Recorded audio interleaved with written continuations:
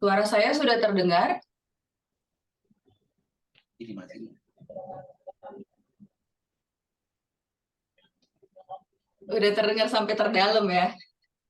Belum full Kakak Citra. Belum full ya suaranya ya? Bukan, PPT-mu yang belum full. Aduh, jangan gitu. Ini belum full. Udah belum ya? PPT-nya udah oke, belum? Belum. Masih gitu ya Kakak. Oh sekarang justru nggak full. Oke. Sekarang udah? Dah, Yakin ya? yakin.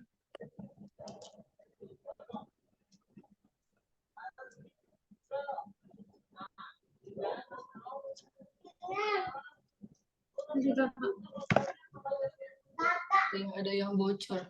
Aku.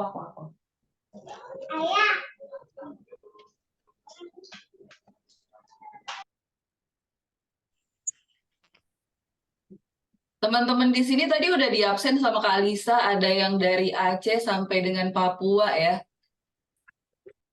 Kebetulan nih di studionya yang living di Peppermint Room, saya malam ini ditemenin oleh kakak-kakak yang cantik-cantik dan yang ganteng-ganteng gitu ya. Terima kasih udah ditemenin malam ini. Ada Kak Alisa, ada Kak Dian, dan ada Kak Aris.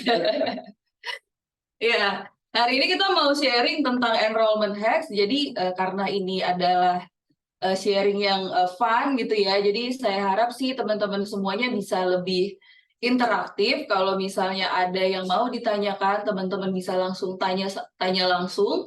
Jadi nggak perlu tunggu sampai selesai materinya. Jadi langsung bisa tunjuk tangan, nanti dibantu sama Kak Lisa untuk jawab pertanyaannya. Oke, kita mulai. Ya, udah ya Kak Lisa ya. Kak Lisa jangan banyak-banyak komplain gitu dong. Sebelum kita mulai masuk ke dalam tips and trick mengenai enrollment, nah ini ada apa namanya ya, execution versus excuse ya kan. Ini adalah dua hal yang kita sering dengar ya dari brand partnernya kita, dari business builder, bahkan mungkin saya sendiri juga. Kalisa juga sering ya Kak ya. Kalisa lebih sering eksekusi atau excuse? Eksekusi Kak, saya nggak pernah excuse. Langsung eksekusi ya.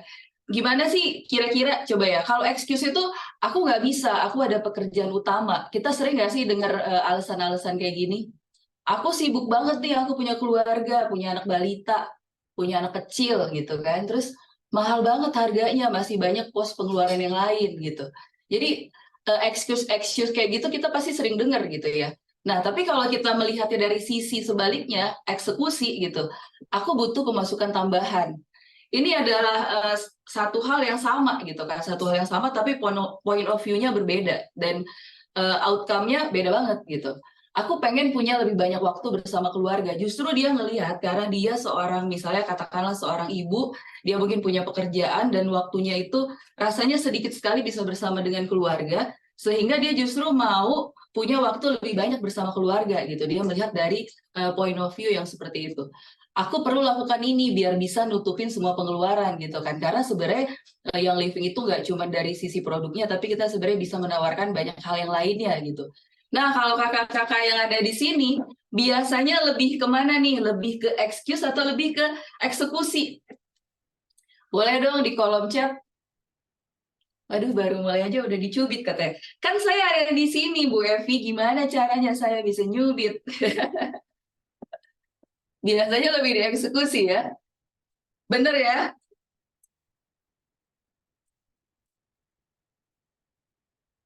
Eksekusi. Awalnya excuse, terus setelah itu, oh iya, ini yang bener nih, biar 4 sehat 5 miliar, jadi harus eksekusi ya.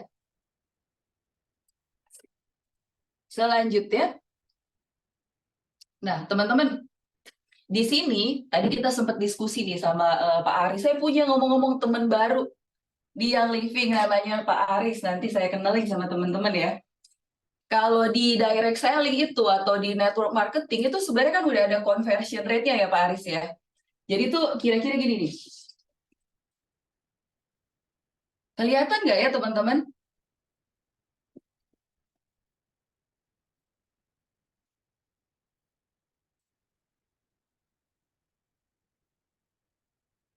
Gelap aja kelihatan. Nggak kelihatan. Coba kalau gitu, coba saya zoom.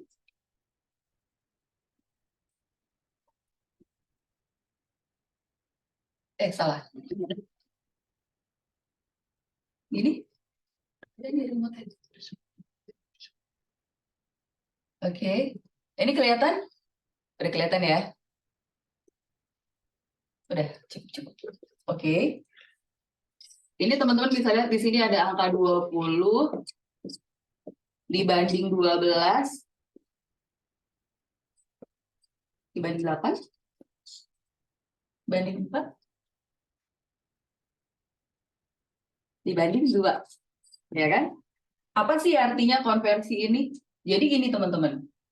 Seandainya nih saya enroll 20 di bulan November ini gitu kan.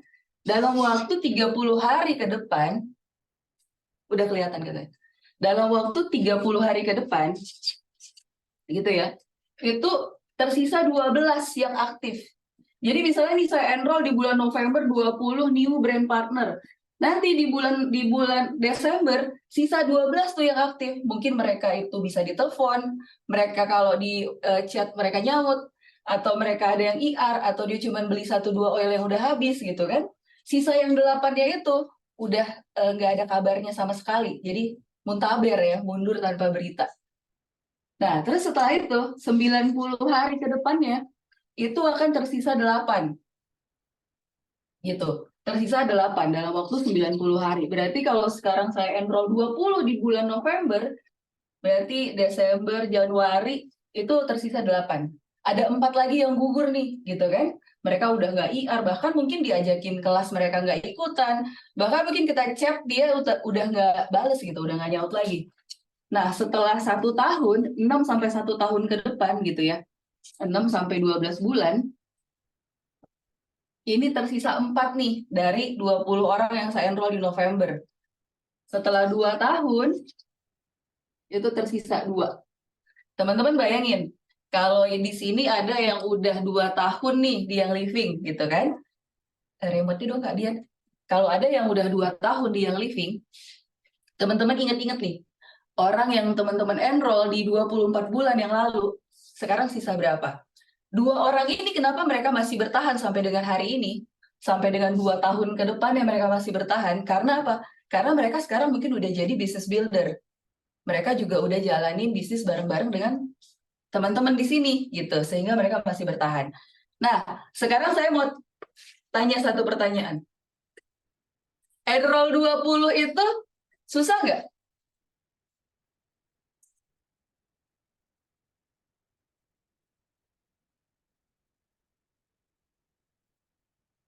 Susah nggak sih enroll 20 per bulan?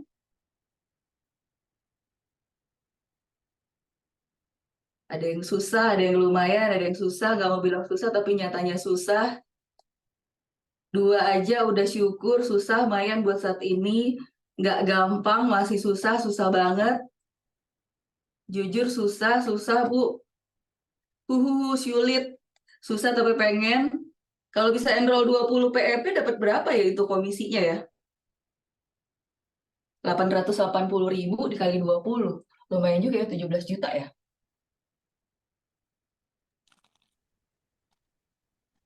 Sekitar 17-an juta.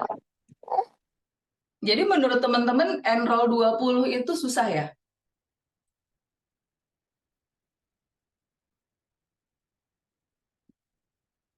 Bisa kalau usahanya lebih keras, sulit tapi afirmasi biar bisa.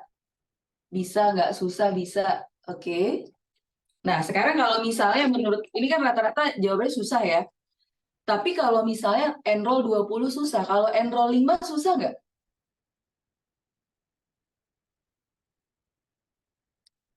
Kalau lihat duitnya tapi melek ya. 5 nggak susah? Bisa ya kalau 5 ya?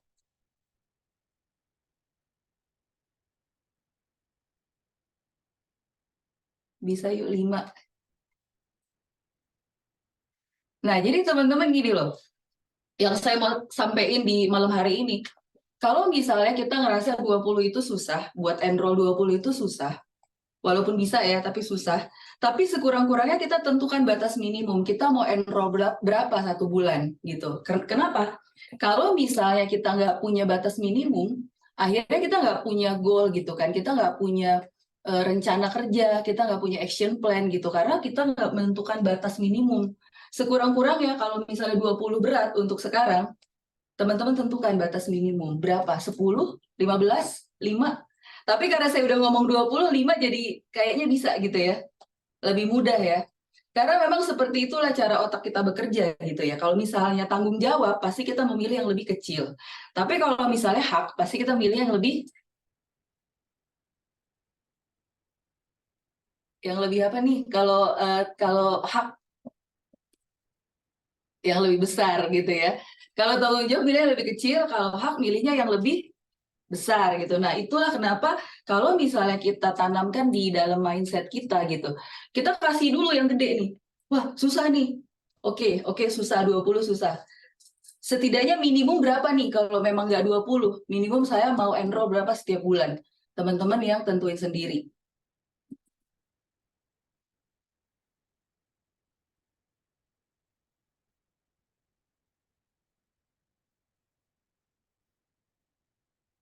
Nah, setelah itu, yang kedua, kita pilih 3 hari. Teman-teman ini lihat, ini ada kalender November. Di screen, bukan di, apa namanya nih, flip chart. Teman-teman lihat di screen, ada satu kalender November 2023, teman-teman pilih 3 hari setiap minggu. Di tanggal berapa aja atau di hari apa aja saya mau melakukan activity yang berkaitan dengan enrollment.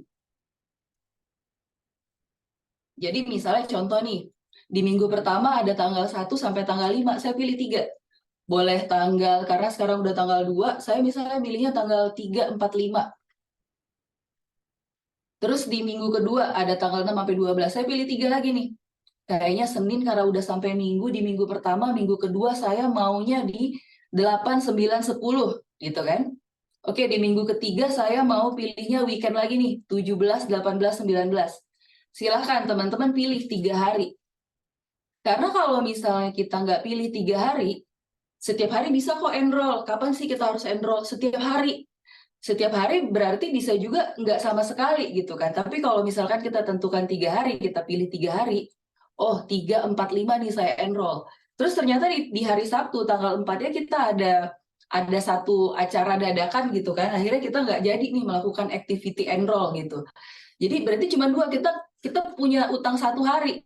Nah akhirnya di minggu kedua kita jadi inget, oke karena di minggu pertama saya utang 1 hari nih, berarti di minggu kedua saya harus bayar nih, harus 4 hari. Nah kayak gitu. Ini kan melatih kita untuk memiliki komitmen gitu ya. Tadi kita juga sempat diskusi ya sama teman-teman yang ada di sini gitu.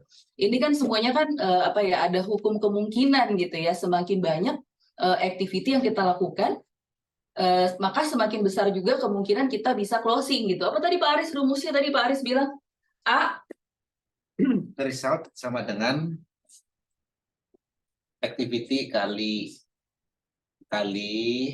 knowledge sama skill sama knowledge, ASK.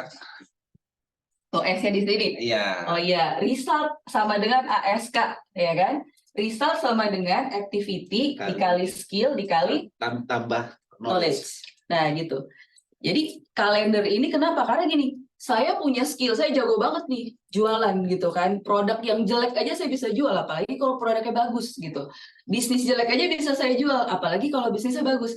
Tapi saya dalam 1 bulan saya cuma melakukan activity-nya cuma 2 kali. Versus orang yang skillnya sebenarnya biasa-biasa aja gitu ya, knowledge-nya juga biasa aja. Tapi mereka dari 30 hari kalender, 25 hari dia bikin activity.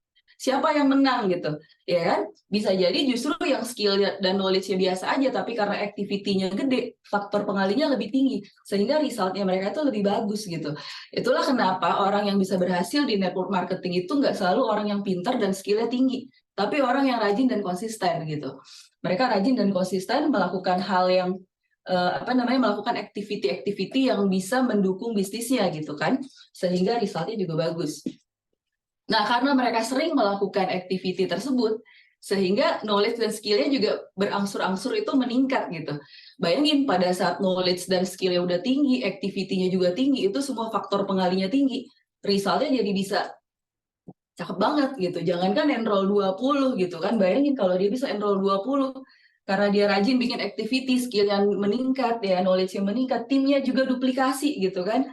Terjadilah multiplikasi gitu. Jadi satu tim itu bisa enrollment-nya jauh lebih bagus lagi gitu. Ya kan? Oke. Nah, teman-teman udah pilih di bulan November 3 hari setiap minggu mau melakukan activity enrollment di tanggal berapa aja atau di hari apa aja. Jadi kalau misalnya ada hari yang ke skip, kita udah punya di dalam pikiran kita, oh kemarin itu saya utang 1 hari, berarti di minggu depan saya harus ekstra 1 hari gitu. Ya kan, kita harus komitmen dan konsisten dengan plan yang kita bikin sendiri. Nah, terus ini yang ketiga, tingkatkan terus jumlah database. Misalnya gimana? Teman-teman kalau misalnya saya perhatiin ya, teman-teman di Young Living itu kan kalau bikin konten di Instagram kan bagus-bagus ya. Kontennya bagus-bagus, kontennya keren-keren, kontennya cakep-cakep. Nah, tapi satu hal juga yang kita perlu ingat. Misalnya contoh nih, dari follower saya ada 2.000 misalnya ya. Udah ke enroll 5, ya kan? Artinya saya harus nambahin minimal 6 orang followers baru yang belum jadi member, yang belum jadi brand partner. Jadi nambah gitu, jangan sampai followersnya 2.000 udah ke enroll 5. Saya nggak nambah yang baru. Nah, jadi database-nya berkurang. Begitu juga dengan name list yang teman-teman mau follow up. Setiap kali ada yang udah closing, artinya kita harus nambah database baru gitu. Pokoknya selalu tambahkan lebih sehingga database-nya kita itu selalu bertambah besar, bertambah banyak gitu. Jangan sampai menipis karena itu ibaratnya kayak sumber makanan gitu ya, sumber makanan di dalam bisnis ini gitu.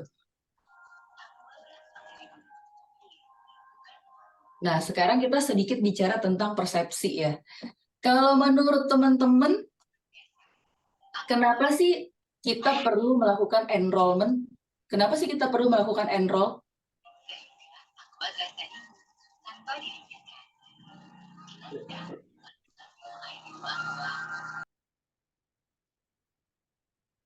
Mengembangkan tim, biar semakin berkembang, nambah cuan,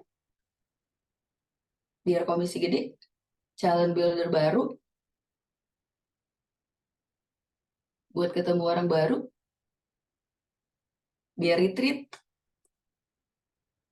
bahan bakar, biar bisnisnya sustain, biar lama di YL, bikin komunitas buat amunisi, mencari user baru, survive sampai akhir, biar diri kita terus bertumbuh, bertanggung jawab, tambah semangat, nyari builder yang solid. Nah, kalau dari sisi orang di luar sana nih, yang bukan brand partner, kenapa sih mereka mau join Young Living? Butuh cuan, perlu buat terapi, butuh manfaatnya,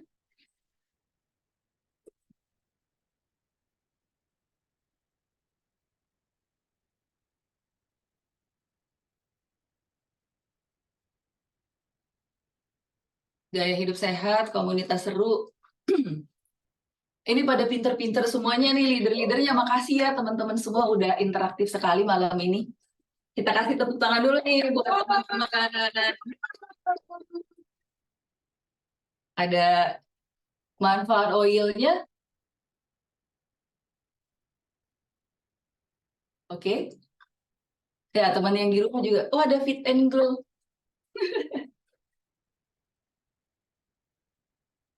Iya, teman-teman. Kalau kita bicara tentang persepsi gitu kan, kita bicara tentang persepsi.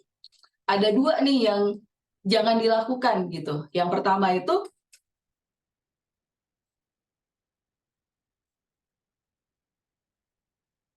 jangan berasumsi. Kalau misalnya kita berasumsi, nah itu kita bisa gagal tuh.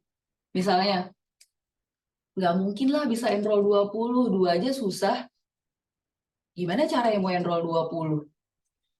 Atau yang satu lagi nih, ngejudge. Ya, dia bisa enroll 20, paling juga ngumpulin KTP tetangga, ngumpulin KTP siapa yang kerja, itu ngejudge gitu kan. Itu semua tentang persepsi gitu. Kalau kita punya persepsi itu, kita nggak bisa move on. Kita akan membenarkan diri kita yang kayaknya emang nggak mungkin sih enroll 20 gitu. Karena kita udah punya asumsi dan kita punya judgement gitu. Ya kan? Ini kita singkirkan, kita buang jauh-jauh. Jadi kalau misalkan kita nggak punya asumsi dan kita nggak ngejudge, kita bisa jauh lebih netral gitu kan. Kenapa kalau anak kecil itu nggak takut sama apapun itu? Mereka nggak takut megang api, nggak takut megang yang tajam-tajam, karena mereka nggak tahu api itu panas. Mereka nggak tahu benda tajam itu kalau kena tangan bisa berdarah, bisa luka gitu. Ya kan, mereka nggak ngerti resiko, sehingga mereka berani. Nah, kita karena misalnya udah punya banyak asumsi di kepala, udah punya banyak judgement di kepala, itu kita akhirnya jadi takut melakukan apapun, kita membatasi diri kita sendiri gitu.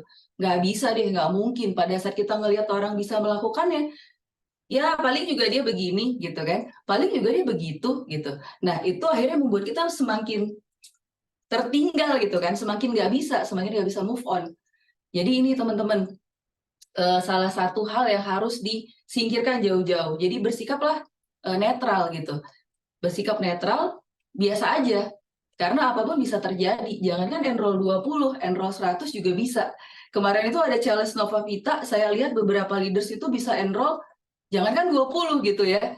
Ada yang 50, 60, 100 bahkan gitu. Bahkan lebih. Ya kan, kita punya leader di Indonesia tuh paling banyak enroll pernah sampai 170 satu bulan, personal enroll. Kenapa bisa terjadi seperti itu? Karena mungkin orang ini dia nggak berasumsi. Nah, kalau yang kita coba kumpulin, kenapa sih kita perlu melakukan enroll? Karena kita seneng gitu ya, kita seneng untuk melakukan hal ini. Karena kita udah terbiasa kalau ada produk yang bagus, ada bisnis yang bagus, komunitas kita bagus, dan akhirnya kita ngerasa kita pengen aja berbagi gitu. Kita berbagi hal yang baik ya. Kalau saya cobain ada restoran yang bagus, yang enak gitu kan, harganya juga oke, pasti saya akan ngomong ke teman-teman dan keluarga saya. Kemarin saya nyobain tuh restoran ABC, rasanya enak, harganya juga oke, cobain deh. Apalagi kalau misalnya kita melakukan ini bisa mendapatkan hasil gitu kan di yang living gitu. Kita produknya bagus, kita suka, bisnisnya bagus, kita dapat manfaatnya. Jadi kita seneng gitu melakukan berbagi dengan orang-orang gitu ya. Nah, atau kenapa lagi nih? Saya pernah dengar ada satu orang RCD gitu ya. Dia udah RCD, harusnya kan RCD udah cukup, like-nya udah cukup, dia nggak perlu enroll lagi gitu. Karena dia cuma butuh like 6 dan udah ada gitu kan. Tapi kenapa dia melakukan enrollment, masih tetap melakukan enroll? Karena dia pengen menginspirasi downline-nya, sehingga downline-nya akan melihat, RCD saya aja nih udah RCD, dia masih enroll loh setiap bulan gitu. Jadi saya yang masih silver ini, saya masih eksekutif ini, ya masa sih saya nggak enroll, saya kan juga pengen jadi RCD gitu. Jadi sebagai seorang leaders, kita juga mungkin bisa ya, kita mau melakukan enrollment, kenapa? Karena kita pengen menginspirasi downline kita gitu. Jadi kita nggak cuman ngomong, ayo guys enroll gitu kan, tapi kita juga nyontohin. Nah, atau misalnya kita senang untuk ngebantu orang. Karena kenapa? Kita lihat orang-orang yang butuh dengan produk yang living, banyak ya di luar sana orang yang mereka butuh produk yang living, tapi mereka nggak kenal dengan yang living. Pernah dengar tapi nggak tahu benefitnya gitu. Jadi kita punya hati pengen ngebantu orang-orang seperti itu. Atau mungkin ada orang-orang yang dia butuh penghasilan tambahan, tapi mereka nggak pernah punya pengalaman, nggak punya background jadi entrepreneur, jadi mereka nggak tahu bagaimana caranya memulai untuk berusaha, berbisnis gitu ya. Jadi kita tuh memiliki hati yang pengen ngebantu orang gitu. Itu bisa menjadi alasan kita kenapa kita melakukan enroll. Atau kita memang pengen menyebarkan kebaikan gitu ya. Ini kebaikan dari alam yang udah dikemas dalam sebotol yang bagus banget dari yang living, dan kita pengen berbagi ya, seperti visinya kita gitu, mengantarkan essential oil ke setiap rumah gitu kan. Kita pengen ngebangun komunitas, tadi teman-teman juga banyak yang jawab di grup, pengen ngebangun komunitas. Sekarang saya silver, saya punya 200 orang. Saya pengen punya tim sampai dengan 1.000, saya pengen punya tim 10.000 gitu kan. Saya pengen punya tim sampai 100.000, saya pengen punya komunitas yang besar gitu. Nah, itu juga bisa menjadi alasan teman-teman untuk melakukan enroll. Atau teman-teman mau rank up. Sekarang saya star, saya mau jadi senior star. Star itu kan 500. Kalau saya mau jadi senior star, berarti saya perlu menambah 1.500 OGV gitu kan. Dari mana saya dapat 1.500 OGV? Saya bisa dengan cara melakukan, saya enroll 15 sehingga existing brand partner saya ini IR ada 500 plus saya enroll 15. Jadi saya bisa rank up menjadi senior star gitu ya. Atau kita memang pengen mendapatkan uang gitu. Jadi apapun yang menjadi alasannya teman-teman, kenapa teman-teman mau melakukan enrollment, itu nggak ada yang salah gitu. Ya kan, seperti di slide sebelumnya kita berbicara tentang persepsi ya. Banyak alasan orang untuk bergabung di Young Living, banyak juga alasan orang untuk melakukan enroll. Dan setiap hal itu nggak salah gitu. Apapun yang menjadi alasan teman-teman itu boleh-boleh aja gitu. Silahkan aja. Saya mau enroll karena saya mau dapat duit ya. Boleh, saya mau enroll karena saya seneng gitu berbagi. Silahkan gitu. Saya mau enroll karena saya pengen ngembangin komunitas saya. Boleh juga. Saya mau enroll karena saya pengen inspirasi tim saya gitu. Kalau saya enroll, mereka akan nyontohin saya. Boleh juga, silahkan. Silahkan teman-teman, apapun alasannya teman-teman, yang penting teman-teman tetap enroll gitu kan. Nah, terus selanjutnya adalah price versus value. Saya selalu saya pernah ngasih training mengenai value skill gitu. Jadi kan kita sering banget dengar orang ngomong susah jualan karena Young Living itu harganya mahal. Karena kalau di Young Living kalau kita bicara tentang enroll itu sama dengan menjual gitu kan. Karena di sini nggak seperti misalnya saya enroll bayar 100.000 dan udah gitu. Untuk bisa enroll orang di Young Living kita butuh menjual paling nggak ada 3 pilihan paket ya. Sekarang kita punya PEP, kita punya BTS, dan kita punya starter bundle gitu ya, ada 3. Jadi ini semuanya udah termasuk produknya. Jadi seseorang join di Young Living itu nggak bisa cuma daftar, bayar uang pendaftaran, dan tanpa belanja produk gitu. Karena kita pengen setiap orang yang jadi brand partner kita itu bisa menikmati benefit pertama gitu ya, sebagai seorang pengguna Young Living gitu. Nah, jadi kalau misalnya kita melihat harga Young Living itu lumayan gitu ya, lumayan nggak murah gitu, karena memang produknya juga produk yang premium gitu. Nah, kita bisa meningkatkan value-nya gitu ya. Jadi kalau tadi misalnya enrollment itu, kan ini kita mesti selling juga ya. Nah, kita jadi begini nih rumusnya nih.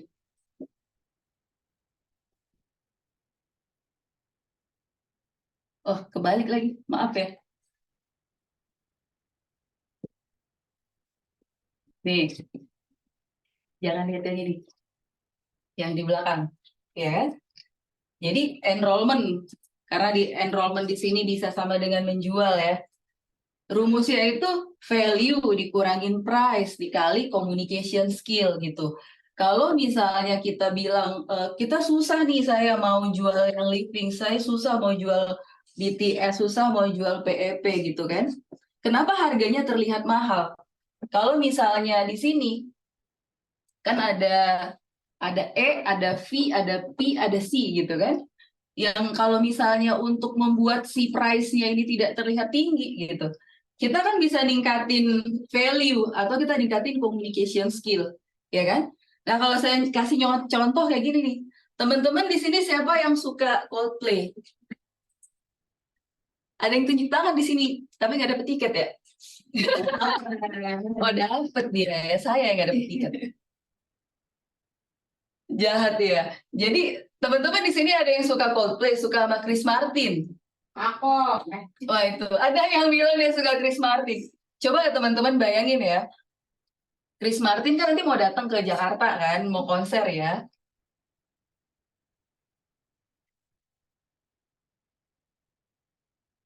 Bulan berapa di Jakarta konsernya? November kan? Oh iya, bulan November. Nah, ini kan udah mau datang ke sini nih si Coldplay itu kan. Jadi bayangin ya teman-teman, di November nih si Chris Martin itu lupa bawa skincare-nya gitu pada saat dia datang ke Jakarta. Terus dia belilah satu paket BTS gitu kan.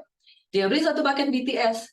Tapi kan dia di Jakarta cuma 2 hari kan. Dia datangnya kan tanggal 10 gitu atau tanggal 11 November gitu datang.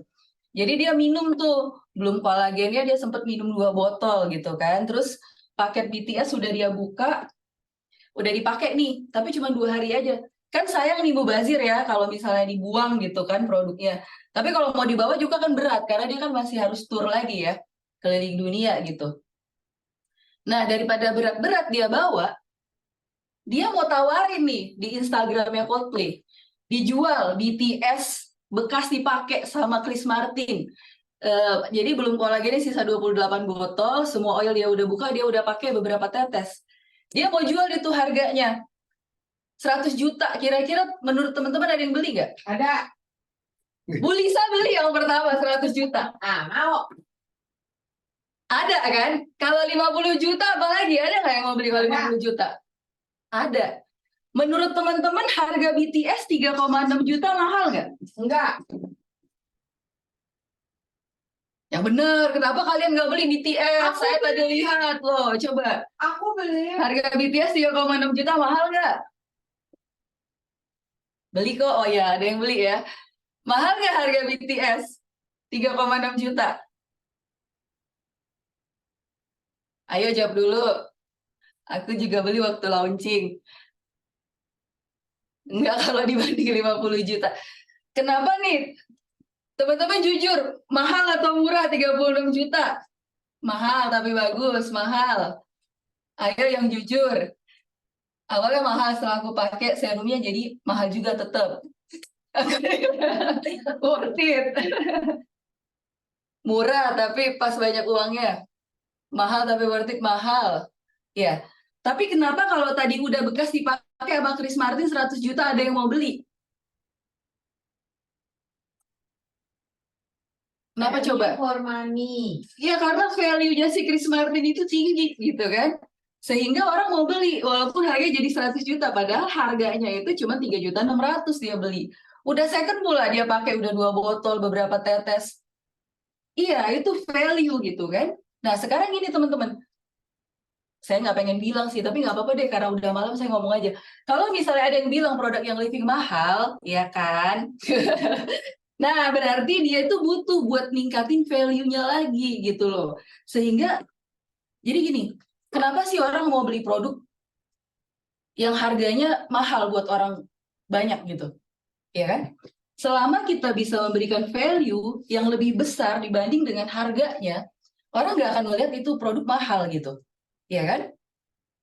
Belum tentu orang yang punya uang mau beli produk kalau dia ngelihat, ya saya ngeluarin duit 3.600.000 buat apa? Mereka butuh dapat sesuatu yang lebih. Teman-teman di sini kalau mau keluarin duit pasti teman-teman pengennya untung kan? Siapa sih yang mau beli produk kalau nggak untung? Pasti dia mikirnya, oke, saya beli produk ini harganya 3,6 juta, tapi sebenarnya kalau dihitung-hitung lagi, itu bisa senilai, kayak tadi, kalau contohnya Chris Martin. Saya beli itu produk, sebenarnya harga cuma 3.600.000, saya beli 100 juta. Nanti kalau saya jual lagi, saya lelang, ini bisa laku sampai 200 juta. Itu yang orang-orang lihat, kenapa mereka mau beli sampai 100 juta.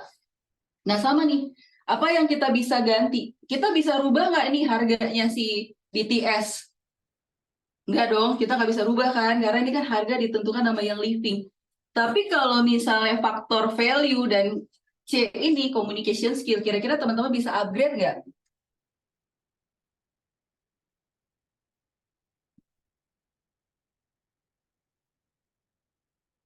Udah nggak ada yang jawab nih. Bisa, bisa, bisa. Bisa ya. Jadi kalau misalnya nanti kita biar harganya PEP, harga BTS, harga starter bundle itu orang-orang nggak bilang mahal lagi, kita upgrade nih, value-nya kita tingkatin, communication skill-nya kita tingkatin, sehingga orang ngelihat, oh harga itu jadi setara gitu. Karena kita bisa memberikan value-value tambahan, sehingga 3,6 juta itu oke lah gitu.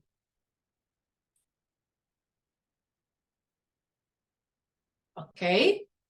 Nah, terus ini juga penting nih, sebelum kita menawarkan ke orang ya, ini salah satu cara buat naikin value. Pastikan kita menguasai produk ataupun bisnis yang ingin kita tawarkan gitu. Jangan sampai kita ngomong ke orang nih, bisnis yang living itu bagus banget loh. Oh iya? Iya, bagus. Pokoknya kamu nggak akan nyesel kalau misalnya join. Bagus banget bisnisnya. Bagusnya gimana? Iya, pokoknya kamu join aja dulu. Nanti kamu bisa lihat deh betapa bagusnya. Kira-kira orang mau nggak kalau kayak gitu? Enggak. Apa bagusnya gitu kan? Kita mesti jelasin. Nggak mau kan? Tapi kalau misalnya dijelasin dengan profesional gitu ya, dengan detail, bagusnya itu kenapa. Nah, orang pasti akan lebih yakin gitu. Jadi sebelum kita bilang, susah mau enroll 20 gitu. Coba nih kita kuasain dulu produknya, kita kuasain apa sih kalau kita mau enroll tadi yang saya bilang, kita bisa pakai PEP, bisa pakai BTS, bisa pakai starter bundle. Kita kuasain bener-bener di 3 paket ini. Gimana caranya biar orang bisa ngelihat si PEP yang harganya 2,3 juta itu karena kita yang nawarin nih, karena kita nih yang nawarin nih, itu dianggap harganya setara dengan 5 juta gitu. Karena kita nawarin after sales-nya, kita akan kasih apa namanya service ke mereka gitu ya. Kita akan ajarin mereka cara penggunaannya, mereka bisa kontak kita gitu kan. Kita bisa ajarin mereka untuk bikin DIY macam-macam ya, dan teman-teman pastiin teman-teman bisa kuasain. Begitu juga kalau teman-teman mau nawarin bisnisnya. Pastiin teman-teman bisa memberikan sesuatu hal gini loh. Kalau misal kita bilang ya, banyak loh orang yang berhasil di Young Living, tapi kan itu bias, banyak yang berhasil di Young Living, iya benar, banyak itu berapa, ada angkanya. Tapi kalau misalnya teman-teman bisa lebih jelas, waktu saya memulai bisnis Young Living, dalam waktu 4 bulan saya bisa meraih rank silver, gitu kan. Gimana caranya saya bisa meraih rank silver dalam waktu 4 bulan? Yang pertama nih, setiap bulan nih saya udah bikin rencana kerja. Pokoknya di bulan pertama itu saya star. Di bulan kedua saya senior star. Bulan ketiga saya eksekutif. Di bulan keempat saya jadi silver. Di awal bulan, setiap awal bulan saya udah bikin goals dengan leader saya. Kita udah bikin action plan, ya kita tentuin activity mingguan bahkan harian dengan detail gitu, sehingga memang setiap bulan sesuai dengan goal itu bisa tercapai. Nah, kalau kamu mau bisnis ya kan, kamu mau bisnis dan kamu mau jadi silver dalam waktu 4 bulan, saya siap buat mentoring kamu, tapi kamunya komitmen ya gitu. Gimana cara komitmennya? Kayak tadi itu, kita tentuin batas minimum yang kamu bisa enroll setiap bulan berapa. Ini kalender, kamu pilih 3 hari nih. Setiap minggu kamu mau kerjain yang living itu di hari apa aja. Ya kan? Kalau kamu konsisten ngejalanin itu, saya nggak ngasih kamu janji, tapi saya akan dampingin kamu dalam 4 bulan bisa meraih silver. Kira-kira lebih meyakinkan mana kalau ngomongnya kayak gitu? Dibanding dengan banyak banget yang sukses di Young Living. Ada yang udah RCD, ada Crown Diamond, ada yang dapat income 100 juta, ada yang 400 juta. Lebih meyakinkan yang mana, yang pertama atau yang kedua? Pertama. Karena orang-orang butuh kepastian. Udah terlalu capek orang di PHP. Dikasih impian. Iya, air dingin. Kayak Bu Lisa tuh. Wah. Suka ngasih kepastian maksudnya. Oh. Jadi kalau training di Young Living itu sudah pasti setiap Selasa dan Kamis. Ya kan? Sudah pasti ada consumer series dan business series. Benar nggak Bu Lisa? Betul. Tapi kalau misalnya Young Living itu sering ada training. Kapan? Ya pokoknya nanti Ibu jagain aja. Random kita akan kirim schedule training. Nah itu kan nggak pasti. Orang-orang suka yang pasti-pasti. Jadi teman-teman kalau mau meyakinkan gitu ya, mau meyakinkan orang untuk diajakin join untuk belanja produknya ataupun jalanin bisnis ya, kasih sesuatu hal yang pasti ke mereka. Kita jangan pastiin hasilnya gitu, tapi kita pastiin kita dampingin mereka untuk kerjain, bikinin goals-nya, untuk bikinin action plan-nya, untuk bikinin activity-nya gitu, untuk kasih mereka training, ningkatin skill dan knowledge-nya gitu kan, bikinin activity bareng-bareng gitu, sehingga result itu kan hasil ya. Kalau misalnya semua faktornya terpenuhi, resultnya harusnya sesuai gitu, ya kan? Karena apa tuh? Ada quotes, karena usaha tidak akan mengkhianati hasil gitu ya. Bener nggak sih? Tuh. Bener nggak Kak Dian? Nah, Kayak asik itu udah mati ya, panas loh. Tapi nggak apa-apa, demi teman-teman semuanya saya tetap semangat. Walaupun hot. Siapa sih yang saya bisa enroll? Teman-teman, brand partner yang living itu lebih kurang sekitar 300-an ribu, ya kan? Penduduk Indonesia 278 juta. Jadi masih ada 270-an juta lagi orang yang masih belum jadi brand partner yang living. Iya sih, ini jumlah yang banyak banget gitu kan. Tapi kan saya nggak kenal sama orang-orang itu. Kita kerucutin lagi. Teman-teman pasti punya dong saudara, punya temen, punya kenalan, punya kolega gitu ya. Cari, dikerucutin lagi. Dari saudara, dari teman-teman, dari koleganya kita itu. Pasti kan ada ya yang mereka itu mungkin tertarik, bukan tertarik ya, mereka butuh gitu ya dengan produknya yang living gitu. Atau misalnya kita tahu mereka itu butuh bisnis tambahan gitu ya. Mereka butuh income tambahan, mereka butuh bisnis gitu. Ya kan, kita bisa kerucutin. Lebih kerucutin lagi funnelingnya, orang yang percaya sama kita gitu. Kita bisa mulai dari situ.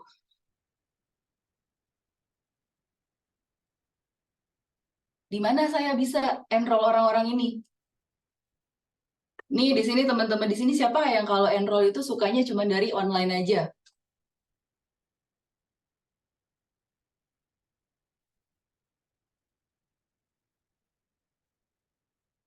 Buma itu member pertama saya adalah teman kantor.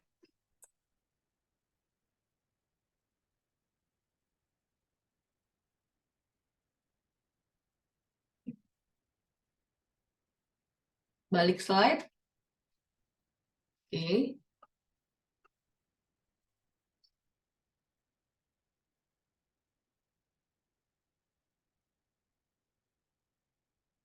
Sudah.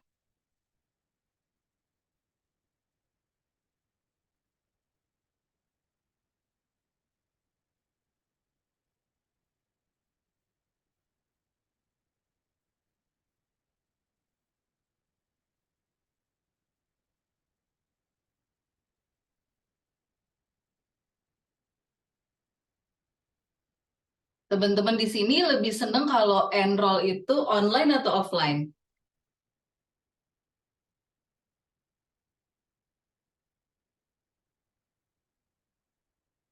Dua-duanya, ada yang online, ada yang offline. Tergantung lokasi, online, offline, dua-duanya. Lebih kurang ya jawabannya ya, semuanya lengkap ya. Ada yang online, ada yang offline. Tapi paling nggak teman-teman di sini masih on, nggak ada yang ngantuk, masih tetap bisa nyahut. Kita kasih tepuk tangan lagi. Kalau kalau Bu Indri itu dia punya tuh apa namanya lingkaran berbentuk hati. Coba gimana caranya itu? Adakah di sini yang bisa membuat lingkaran berbentuk hati? Hanya Bu Indri dan Tuhan yang tahu. Lingkaran berbentuk hati. Ya, jadi teman-teman kita nggak usah lihat mau online mau offline dua-duanya oke gitu ya. Lebih bagus lagi kalau online dan offline. Tapi sebenarnya kalau offline lebih tahu mimik wajahnya, kalau dapat chemistry-nya. Kalau offline itu kita lebih bisa mempengaruhi orang dengan lebih mantep gitu ya. Tapi kelebihannya kalau online apa? Kalau online kita bisa menjangkau cakupan yang jauh lebih luas gitu. Lebih banyak jumlah orangnya, lebih masif gitu. Jadi sebenarnya online dan offline itu dua-duanya sama-sama bagusnya. Selama dikerjakan. Itu. Benar Pak Aris? Betul.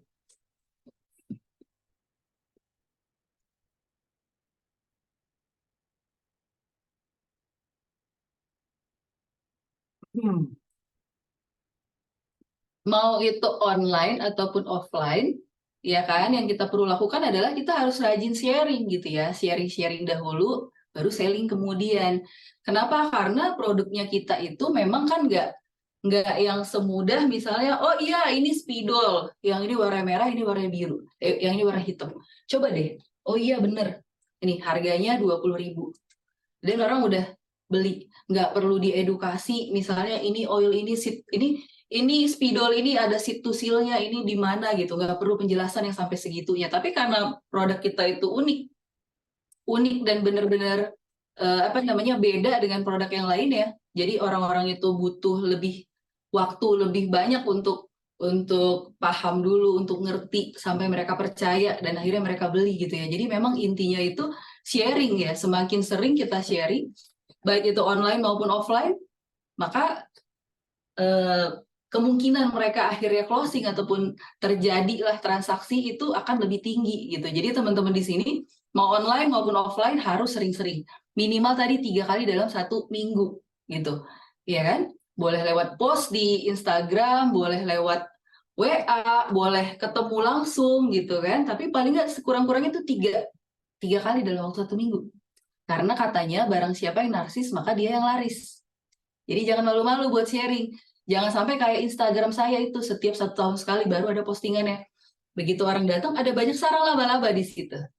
Karena Instagramnya saya bukan buat bisnis dan bukan buat jualan, jadi nggak apa-apa karena dia memang Instagram yang bukan buat profit gitu kan. Tapi kalau misalnya teman-teman udah punya satu Instagram yang memang didedikasikan untuk bisnis yang living, maka teman-teman harus rajin-rajin untuk post di situ minimal berapa kali Kak? Setiap hari? Kalau story minimal berapa satu hari? 3-8. Baru biar algoritmanya bagus gitu kan. Jangan sampai Instagramnya kita itu isinya bagus tapi cuma beberapa bulan sekali gitu ya. Jadi pada saat orang datang ke Instagram kita dan ngelihat, mereka jadi ragu, ini sebenarnya masih aktif nggak sih Instagram ini? Padahal tadinya dia udah tertarik nih, pengen gitu. Tapi karena dia lihat ini kayaknya Instagramnya aktifnya cuma beberapa bulan sekali, ini kayaknya nggak, jangan-jangan udah nggak jalanin lagi gitu, jangan-jangan dia udah nggak jualan lagi gitu, ya kan? Jadi teman-teman harus narsis.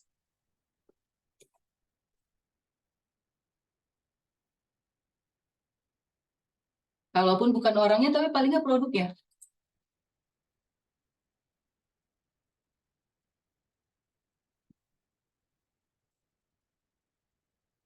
Nah, terus kapan sih kita perlu melakukan enrollment ini? Jadi teman-teman kalau misalnya kita bagi nih, hari ini kita sharing tentang produk, kita sharing opportunity, kita bisa sharing kita punya komunitas gitu kan. Ini besok-besok nih, orang-orang yang udah kita, orang-orang ini kita follow up lagi gitu. Orang yang kita tadi udah share ya, kan kita pilih tadi tiga hari dalam 1 minggu nih. Kita bisa share lewat Instagram, mungkin lewat WA, lewat apa lagi sih, Facebook. Bisa langsung gitu ya, kita ngomong langsung lewat telepon atau ketemu atau lewat Zoom. Nah, terus besok apa yang kita perlu lakukan? Kita follow up, kita edukasi gitu orang-orang itu. Jadi jangan udah kita sharing terus kita tinggalin, karena nanti orang lain yang closing gitu. Ya kan? Jadi kita harus follow up. Nah, di masa depan pada saat mereka ini udah jadi brand partner, kita identifikasi dari 20 orang itu tadi bisa jadi ada 2 orang kan yang punya kemungkinan mereka itu mau bisnis juga kayak kita gitu. Ya, kita identifikasi orangnya, kita ketemu nih kayaknya bibit unggul, kita develop. Nah, sehingga mereka bisa melakukan hal yang sama seperti yang kita lakukan. Mereka duplikasi cara kerjanya kita. Sehingga timnya kita bisa semakin bertambah banyak. Nah, disitulah kita udah mulai ngebangun komunitas gitu. Jadi, kapan kita harus enroll? Ya, kira-kira seperti ini.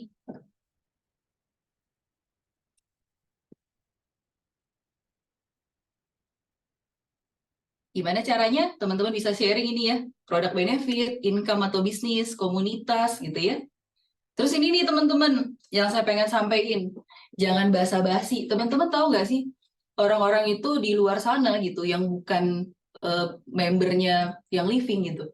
Kalau misalnya kita punya teman, udah kira-kira 2 tahun nggak pernah ketemu, terus dia chat kita nih, halo Kak Lisa, apa kabar?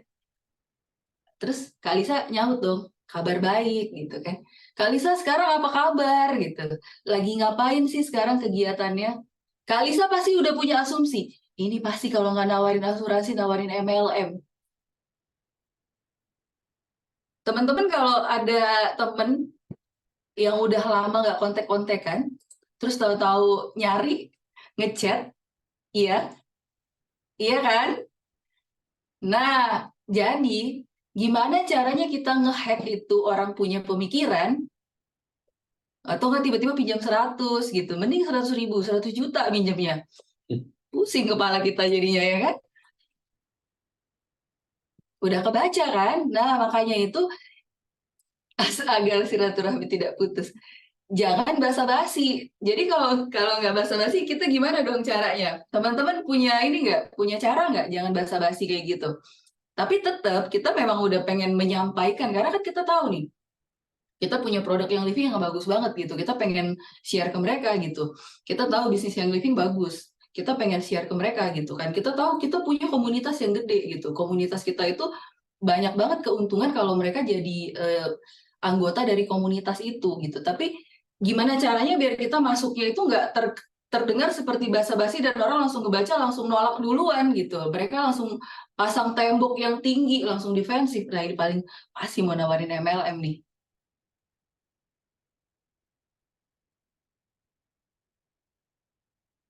Ketemuan seneng-seneng dulu, terus mendadak pusing, terus pakai peppermint. Acting. Acting dulu ya.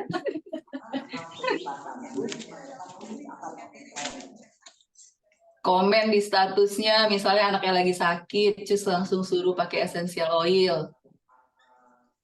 Ngerit aja kadang-kadang gitu ya, karena mereka udah ngebaca kan, ini pasti ada udang di balik bakwan. Bakwan sama bala-bala sama nggak sih? Sama. Oh, sama ya. Kalau di kampung kita Kak namanya bakwan. Iya, di kampung orang bala-bala. Peyek aja. Oh iya, ada juga udang di balik peyek. Kalau peyek dia udangnya di atas, nggak di balik, kelihatan. Dan ditanya sama Kak Aceh, jadi kayak mana? Oh, jadi gimana caranya?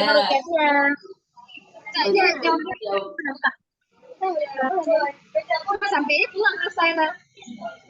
Gaduh-gaduh sama kayak pertanyaan short form.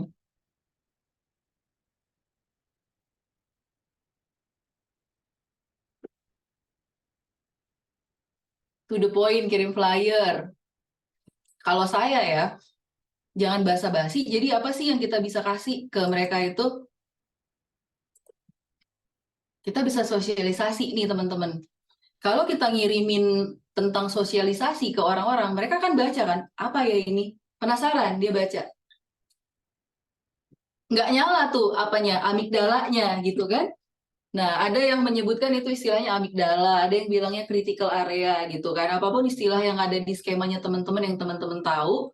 Tapi kalau kita kirimin tentang sosialisasi atau kayak semacam awareness gitu, orang-orang nggak akan nyala tuh amigdalanya. Dia nggak langsung curiga, ini pasti nawarin asuransi nih. Enggak, ini pasti nawarin MLM nih. Enggak kayak gitu. Dia baca, apa sih ini maksudnya? Oh, gitu.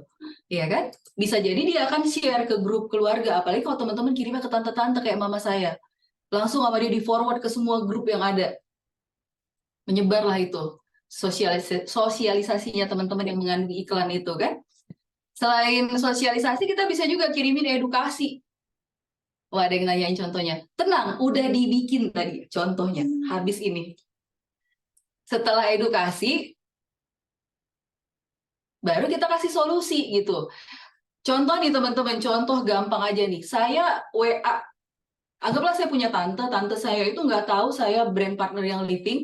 Tante saya juga nggak tahu atau tahu dia ngerti yang living atau enggak gitu kan. Pokoknya saya coba aja karena lagi PEP diskon, karena PEP lagi ada harga spesial bulan ini. Saya kirim aja tuh gambar. Tante, nih yang living lagi 2.500.000 nih harganya tante. Tante beli dong, untung banget kalau beli bulan ini. Kira-kira tante saya beli nggak? Enggak. Dia bilang 2.500.000 apa ini gitu. Dia nggak tahu itu apa, dia nggak pernah denger, dia nggak paham. Walaupun 2.500.000 harga dia nggak mau karena dia nggak ngerti. Nah, tapi kalau misalnya saya udah kasih sosialisasi dulu nih, dia udah denger dulu. Saya di yang living gitu kan. Terus saya udah dapat apa aja di yang living pelan-pelan nih. Udah gitu saya edukasi, oh ternyata yang living itu produknya essential oil yang bisa buat bla bla bla. Dia udah denger dulu, udah dapat edukasi. Baru saya tawarin nih. Baru bisa closing gitu loh teman-teman. Kalau misalnya langsung aja, ini frankincense diskon 80%. Jangankan diskon 80%. Saya kasih harganya 100.000 juga kalau orang yang nggak paham, mereka nggak akan mau beli karena dia nggak ngerti. Nah, makanya teman-teman daripada basa-basi, mendingan teman-teman kasih sosialisasi, edukasi, baru kasih solusi. Gitu ya. Contoh nih, contoh. Tapi ini contohnya panjang, nggak apa-apa teman-teman capture aja. Tadi yang bikin contohnya itu orangnya rajin. Contoh nih, ya kan, kita ngomongin tentang polusi yang lagi hot nih di saat-saat sekarang gitu. Kita ngomong nih, kita kasih sosialisasi. Orang yang baca kan, oh ini ada tentang polusi nih, iya sih bener nih, gitu kan. mereka lihat ini ada manfaatnya. Dia inget-inget lagi nih ada temennya atau saudaranya yang kayaknya perlu juga nih dengerin ini. Dia forward. Nah, dia forward. Ada grup-grup keluarga, dia forward. Mulai, ya kan? Terus kita kirimin lagi ke mereka. Konten-konten kita kirimin lagi tentang edukasi gitu, isinya gitu kan. Jadi yang tadinya dia udah baru aware dikit-dikit, kita kasih yang lebih dalam lagi gitu. Dalam bentuk edukasi. Tadi itu masalahnya, nah di sini kita mulai kasih edukasi sehingga mereka ngerasa, oh jadi memang kita butuh nih buat konsumsi makanan sehat yang mengandung vitamin C, E, beta karotin gitu kan, dan yang warna-warnanya cerah. Mereka nambah ilmunya. Semakin nambah ilmu, semakin meningkat kebutuhannya. Biasanya kan gitu ya. Orang tuh jadi butuh karena tahu gitu kan. Kalau dia nggak tahu dari awal dia nggak berasa dia butuh. Nah, setelah itu baru kita tawarin solusinya gitu loh. Ya kan, kalau udah ngomong-ngomong kayak gini, terus tahu-tahu ada Ningxia yang lagi promo gitu, ataupun nggak lagi promo. Nah, itu orang-orang jadinya lebih, ini dia nih yang gue butuh nih gitu. Karena dia ngerasa dia tahu, udah paham, udah makin ada kebutuhan, kita kirimin solusi. Oh, telat capture. Oke, saya mundurin sedikit.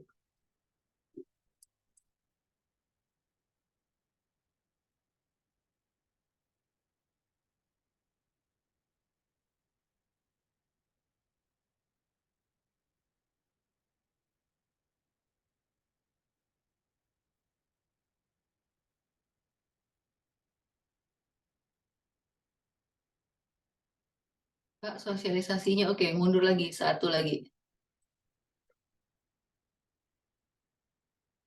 Ini contoh ya teman-teman, jadi pokoknya intinya gini, kita kasih mereka tuh awareness dulu, sosialisasi dulu. Jadi biar mereka mudeng dulu, oh ada orang namanya Citra, Citra itu ada di Young Living gitu kan, itu dulu. Terus atau misalnya oh, ada orang namanya Citra, dia itu suka ngasih info-info terkini gitu.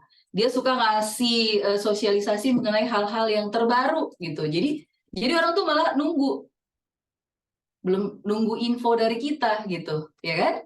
Nah, terus kalaupun kita setelah itu, kita bisa ngasih mereka edukasi lagi. Jadi mereka ngerasa bermanfaat gitu loh. Mereka merasa kita itu ngirim sesuatu hal yang mereka dapat manfaat, dapat benefitnya. Bukannya kesel, mereka malah ngerasa berhutang budi gitu kan. Saya tuh misalnya follow nih, ada akun-akun yang saya rasa saya dapat manfaat dari akunnya. Saya nunggu gimana caranya saya bisa membalas budi si orang ini ya gitu. Seandainya orang itu menjual satu produk atau misalnya orang itu menjual jasa, saya pasti pengen beli karena kan apalagi kalau orang Indonesia ya sifatnya itu nggak pengen hutang budi gitu kan, pengennya kita tuh fair gitu. Kalau kita udah dapat benefit dari orang tuh kita rasanya pengen balikin gitu loh, nggak pengen utangnya di kita gitu. Jadi itu yang teman-teman lakukan gitu. Jadi kita jangan basa-basi nanya iya sih segini apa segala macam gitu kan. Teman-teman kirimin aja, kirimin edukasi-edukasi ya, informasi-informasi sosialisasi teman-teman kirim gitu, ya kan, sehingga mereka nggak ngerasa kesel dan nggak punya apa persepsi macam-macam gitu. Oke, baru kita kirimin solusinya. Jadi teman-teman tinggal dicocokin aja. Oh, ini lagi mau ngomongin tentang PEP, berarti sosialisasinya begini nih, apa? Udah gitu edukasinya apa? Solusinya nanti si PEP itu gitu. Iya, tuh kan?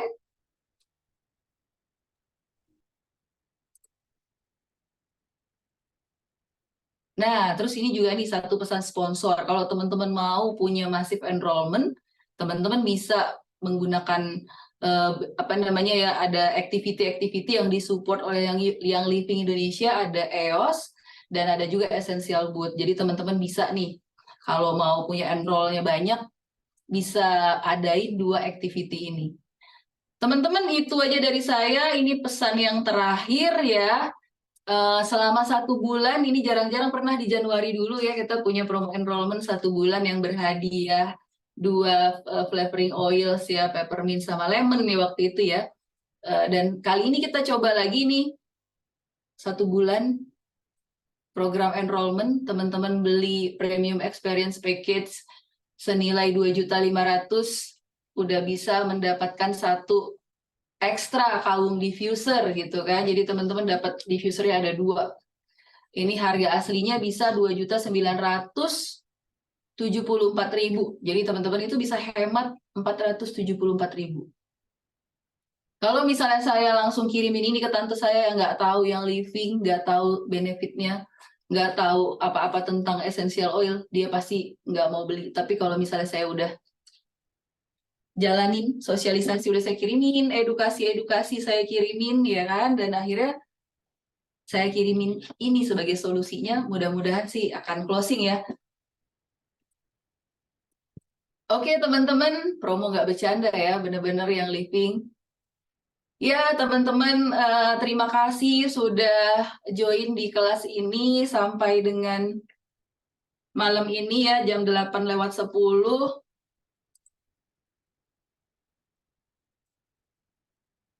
Terima kasih dan sampai ketemu lagi.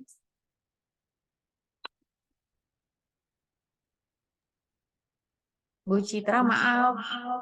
Slide-nya boleh di-share lagi dari awal, ada yang mau screenshot kayaknya. Oh, yang mana?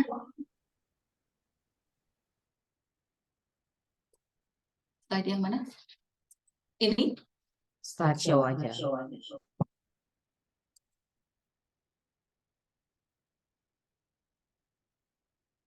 Slide how, oke. Oh.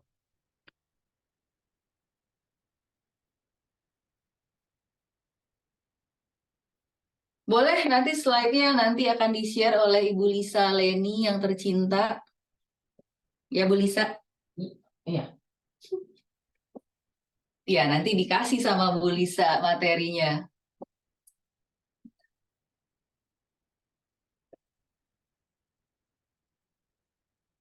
Terima kasih teman-teman. Sampai ketemu lagi di training berikutnya.